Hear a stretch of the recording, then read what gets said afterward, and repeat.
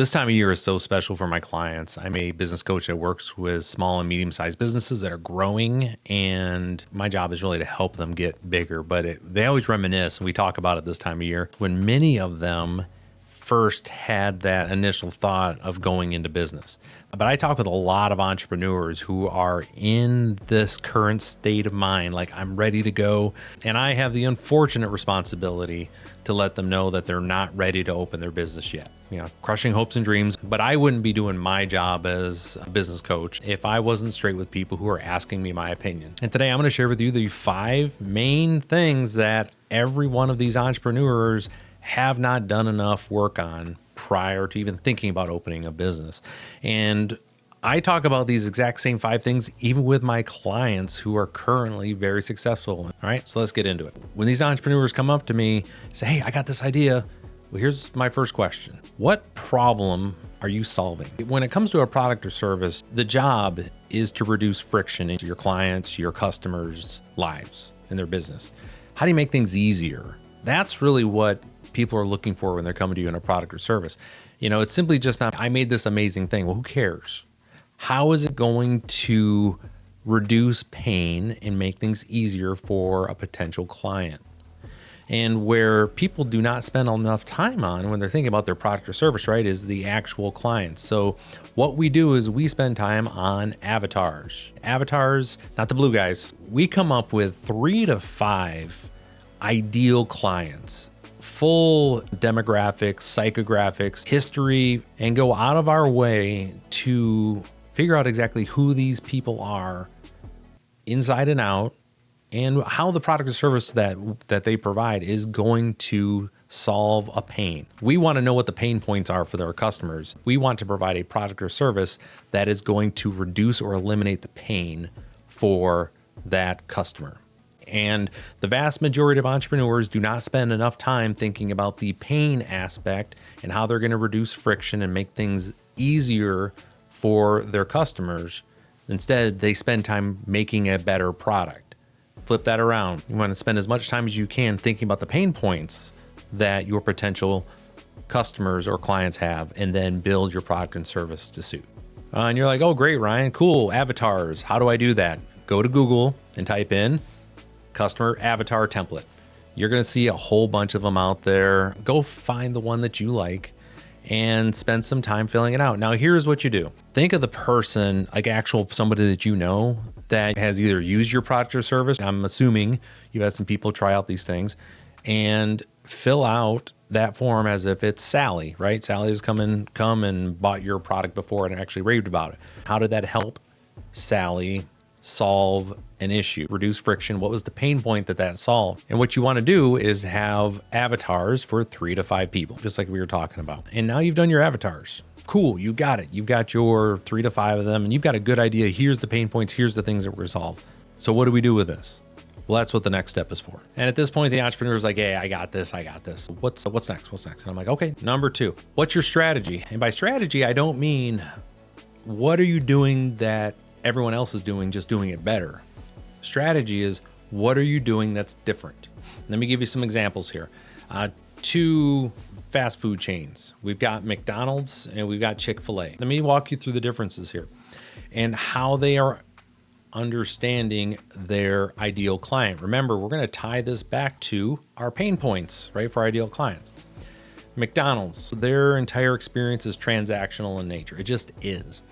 They know folks are looking for something like a burger. They want some fries, they want a drink, and they want it fast, and preferably they'd like it to be correct.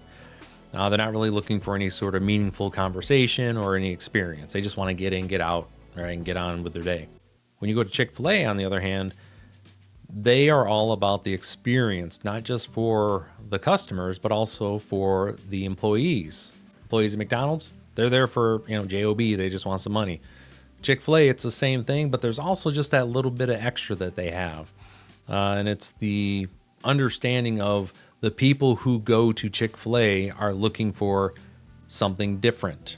They have a different set of pain points that they're looking to have managed. And for a lot of those pain points is they just want to have a decent interaction at the register, at the drive-through. They want someone just to care. That's what they're looking for. And that's why you go to Chick-fil-A. And those are the differences that I'm talking about, the strategy. Each of them are very successful in their own way. McDonald's is a huge company. And then same thing with Chick-fil-A. They are monsters. It's because they understand their ideal client, they understand the pain points, and they have a strategy built to meet or exceed the expectations required to meet those pain points.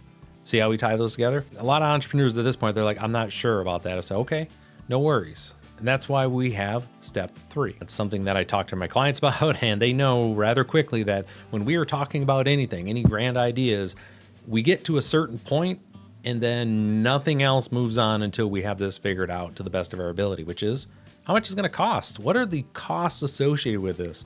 Not necessarily how much you plan on bringing in, which we are going to get to, right? We want to know the margins. We want to know how much profit you're going to make. But first, what is it going to cost to even invest in time for research on this? What's it going to cost for building, for your rent, build out, equipment? What's it going to cost for hiring, marketing, sales, whatever it happens to be? Do you have any of that done yet?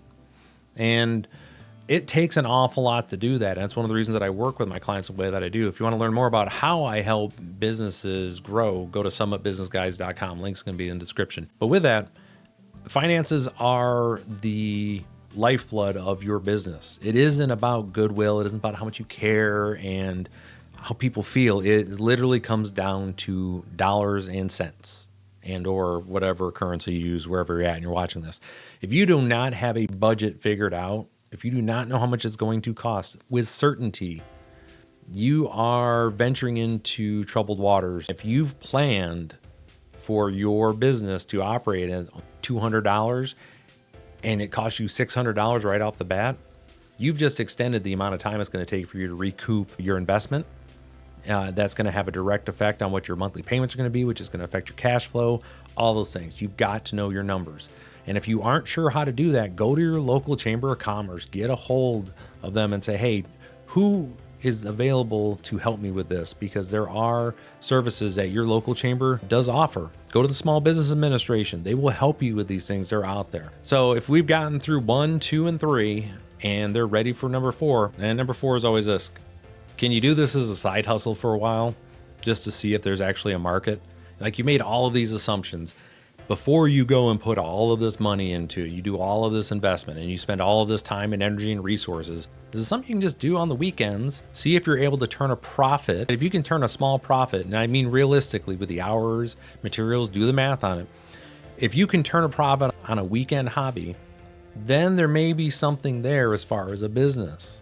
But if you can't turn a profit on a side hustle, the chances of you being able to turn a profit as a full-time business are really small. There's a million reasons why you have to jump in with both feet, and I get that. But I always caution entrepreneurs, see if you can do it as a side hustle. Same thing goes for my businesses that I work with. Like, just start with something small and see if the market is really what you think it is.